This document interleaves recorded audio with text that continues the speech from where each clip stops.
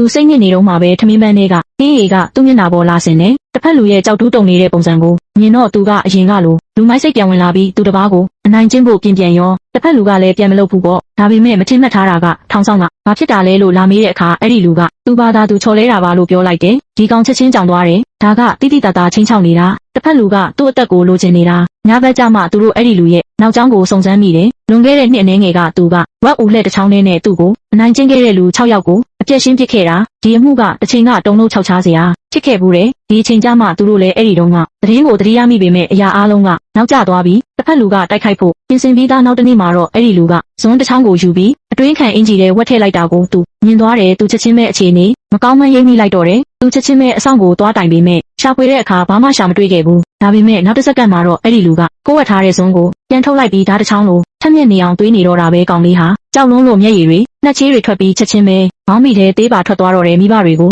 မြင်လိုက်ရတဲ့အခိုက်အတန့်မှာတော့သူတို့ကကယ်တင်ရှင်ရောက်လာပြီလို့ထင်လိုက်ကြတာမိဘတွေကလည်းသူတို့ကလေးတွေကိုအတင်းကျပ်ပြန်ခေါ်ဖို့တောင်းဆိုကြတော့ကောင်လေးလေးယောက်ရဲ့ရင်ထဲကအပူလုံးကြီးလဲကျသွားသလိုဖြစ်သွားခဲ့တယ်ဒါပေမဲ့သူတို့တွေးတာကရိုးလွန်းသွားပြီးပွာချမ်းကဆေးထုတ်တစ်ထုပ်ကိုထုတ်လိုက်ပြီးဆက်ဆက်နေတဲ့မှတ်တမ်းတွေကိုပါချပြလိုက်တယ်သက်သေတွေအရဒီလူငယ်လေးယောက်ဟာမူရစေဝါကုန်ကူးမှုမှာပါဝင်ပတ်သက်နေပြီးအယောင်းဝယ်ပမာဏကကိုရီးယားဝန်တန်း90အထိရှိနေတာမို့ဒါကကလေးကစားတဲ့အဆင့်ထက်အများကြီးကျော်လွန်နေပြီးတော့သူကကောင်မလေးရဲ့ဓာတ်ပုံကိုထုတ်ပြလိုက်တဲ့အခါဓာတ်ပုံတွေကနှိမ့်ဆက်ခံထားရတဲ့ဒဏ်ရာတွေကရင်သက်ရှူမော့ဖြစ်เสียရပဲမိဘတွေလည်းချက်ချင်းပဲစွန့်ပြီးနှုတ်ဆက်သွားကြတော့တယ်သူတို့ရဲ့ကလေးတွေဟာထိမ့်မရသိမ့်မရအောင်လမ်းမရောက်နေပြီဆိုတာအခုမှလမ်းဖြတ်ပြီးသဘောပေါက်သွားကြတာဒီလိုနဲ့ပဲဒီလူငယ်ရာဇဝတ်ကောင်တွေဟာထောင်ကနေမထွက်နိုင်ခဲ့ပဲဂျေးထောင်ထဲကိုပဲပြန်ဝင်သွားခဲ့ရတယ်သူတို့တွေဟာအသက်ပြည့်တဲ့အထိအကျဉ်းချခံရမှာဖြစ်ပြီးအဲဒီနောက်မှာတော့ဥပဒေရဲ့အဖြစ်ပေးမှုကိုဆက်ပြီးခံယူရမှာပါဒီချိန်မှာပဲတယောက်ကသူတို့နားကိုကတ်လာတယ်စကားပြောတန်ဒါပေမဲ့ဒီလိုမယူဆိုင်ချင်အောင်ဆောင်ပြီးလာမေးတဲ့စကားကတကယ်တော့အစဖြောက်တက်ပစ်ဖို့ပေးလိုက်တဲ့အချက်ပြချက်ပဲသူကြောက်လွန်းလို့ကြောင်သွားပြီး